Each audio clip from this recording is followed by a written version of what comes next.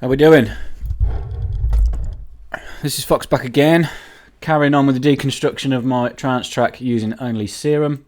We're on part 2 today. This is a second pluck layer. This one is going to be called an FM flute pluck because it sounds a bit like a flute and it uses FM. This is the sound.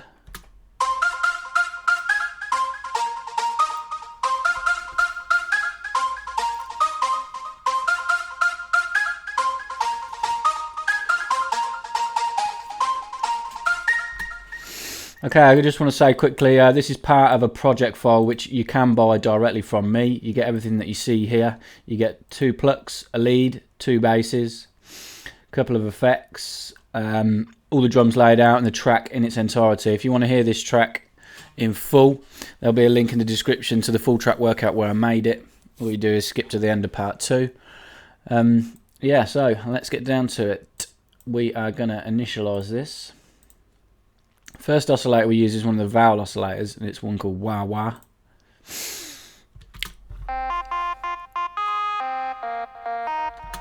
We've got a bit of processing on the channel itself. I'll talk about that quickly before we move on. Pluck 2. I've got a ping pong delay set on 3, which is like an offbeat delay. The reason I'm using this rather than the delay inside Serum is because I wanted it to be offbeat, as I said, in contrast to the onbeat delay in pluck 1. That's the only reason. I've got a bit of compression, some general EQ, and just helping it sit better in the mix. That is it. So I'll turn the ping pong delay off so you can hear Serum on its own. We had 2 voices of unison. 5 voices of unison, sorry, on this one. Just pull the D tune down back from its original position. Anything past halfway, to my ears, sounds a bit too much. A real sweet spot around 15 on this. The blend, phase, random, pan and level keep as standard. I didn't touch them. The wavetable position, we're going to modulate this later on with an envelope, but for now that is Oscillator A set up. We'll set envelope 1 up now. This is going to give us the plucky nature of the sound. The attack I pushed out ever so slightly to 8 milliseconds. No sustain, and then the decay is how you determine how long you want the pluck to be.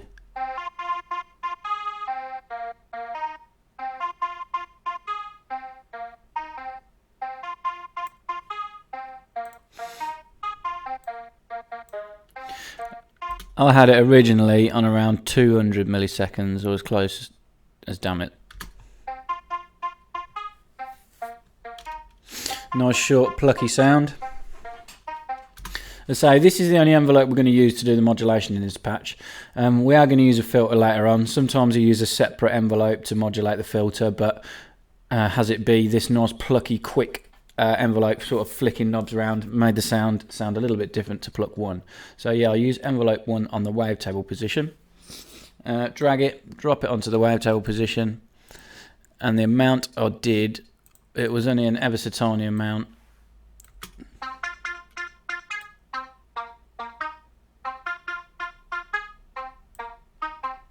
Round on about 3.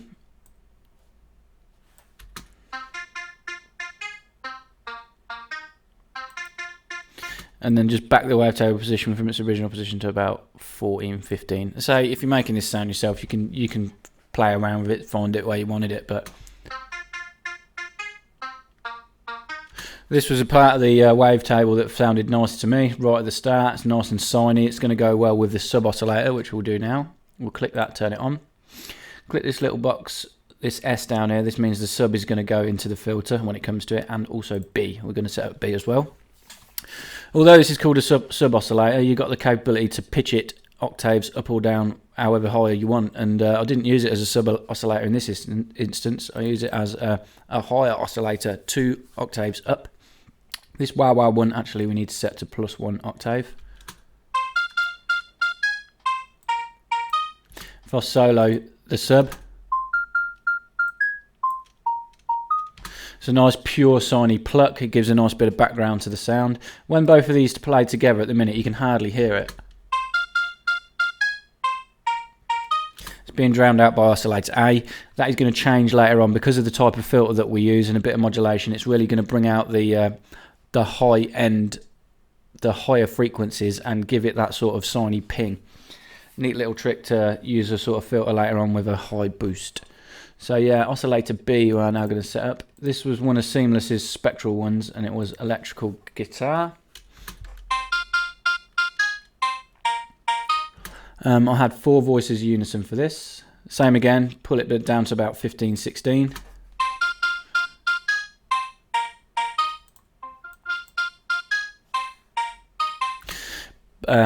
Blend, phase, random pan and level again. Keep how it is as standard. Wavetable position for this, I had it around about 11 o'clock on a clock dial, about 110, 111.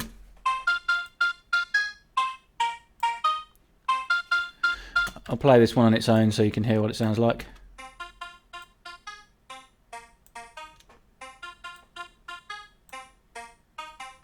Quite nasally, more gritty sound. I chose this specifically because it's got loads of different harmonics sweeping all the way through the frequency spectrum. I'm going to use it to modulate Oscillator A via FM in a bit. For now I wanted to mangle it up even a bit more just to get it as gritty as we could, so I used the asymmetry plus and negative in the warp mode. Pushed it virtually round to full, around 81%.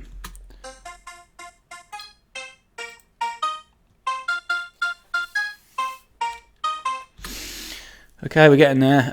As I say, we are going to use, in the warp mode for A, we are going to use FM from B. That means this crazy shape here is going to modulate the frequency of Oscillator A, which is going to make it sound real fuzzy, fizzy and white noisy. You'll hear what it does as I push it in. I'll mute the sub for now so you can hear what it's doing.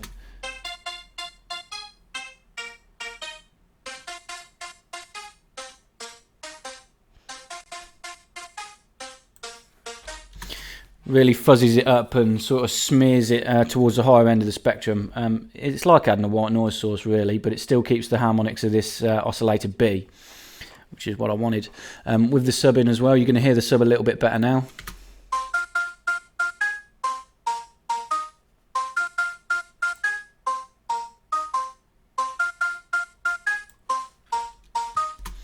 We're still losing the sine wave behind everyone else, but so a bit of modulation we're going to do with this filter, and the type of filter we now choose is really going to bring that sine wave out.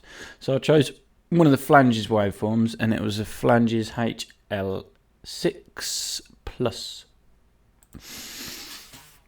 When you click on it at the minute, it doesn't look like anything, it just looks like a really sort of subtle comb in effect. You're not really going to hear it doing much at all. Tiny bit of phasing if you sweep it through. If you give it some drive, which increases the volume input into the filter, and this high-low wild button, if you boost this round, you can really see what this is doing. It's increasing the peaks, which is going to accentuate the higher frequencies at the cutoff point, and it's also accentuating these troughs, which are like notches, which is going to give it sort of phasing effect as we modulate it. So yeah, I had the drive on about 11 o'clock. The high-low wild virtually on the same, so it really pronounces these frequencies, which are going to mangle the sound up. I'll pull the cutoff all the way out so you can hear it. As I play it, I'll sweep it in so you can hear it having an effect on the higher frequencies.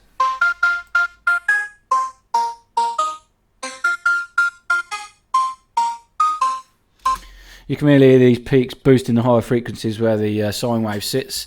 We're going to do a little bit of modulation on this cutoff frequency as well. Same envelope again, envelope 1.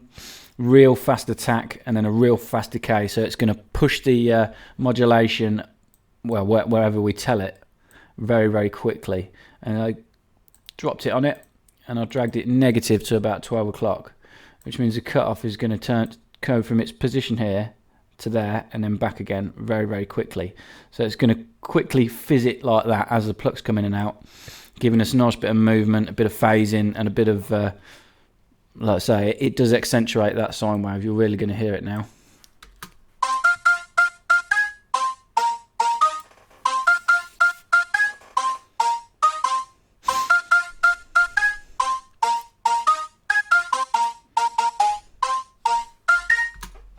Keep the mix on full. This is like the volume of the filter in effect. It's almost the same as this high-low wild thing if the mix is on full, but we really want to be hearing we really want the filter to be controlling the whole sound. Make sure A, B and S, so everything's going into the filter.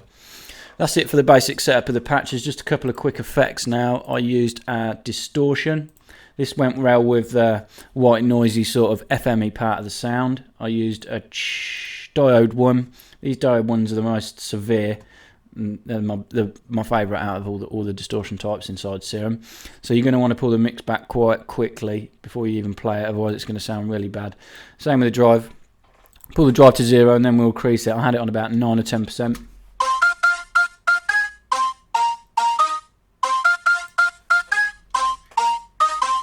Just giving a bit more character to the high end again. I didn't use any of the filter at all, so keep it off. Don't worry about this filter shape. You only need to worry about this if you choose to have it pre or post. This means before, pre-distortion or post-filter. It distorts the sound. Distorts the sound before, and post distorts the sound after the filter. So you've got control of whether you want the sound to be filtered before it gets distorted or not.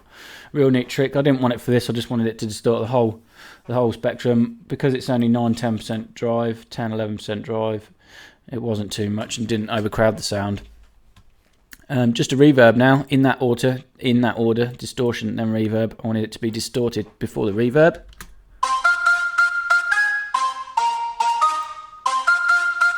Pull the reverb cells right down to about 10-11%.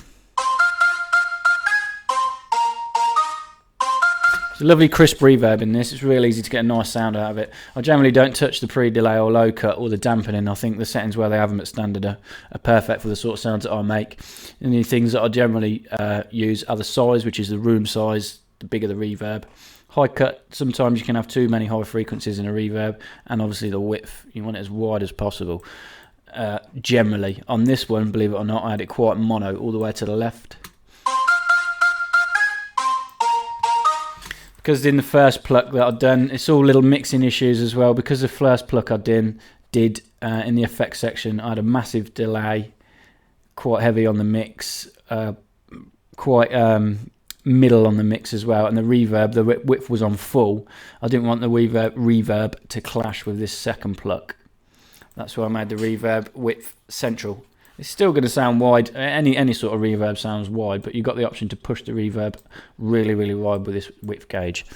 So yeah, that is the sound done. I'll play it over again, and then I'll introduce the ping pong delay that I had in lane.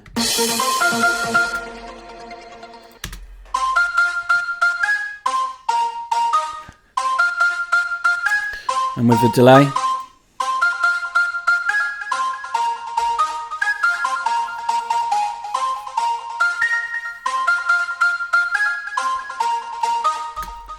sounds like a flute, I think, with that sine wave cutting through and the sort of airy qualities of the distortion and the bit of FM synthesis gives.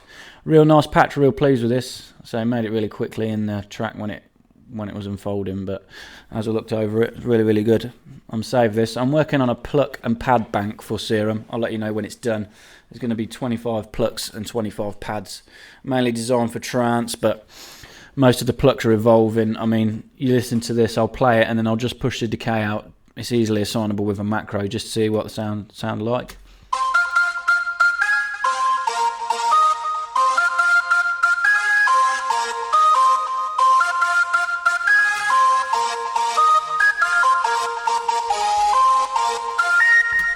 Sounds quite good with a long decay as well, although for this instance I had it set quite short.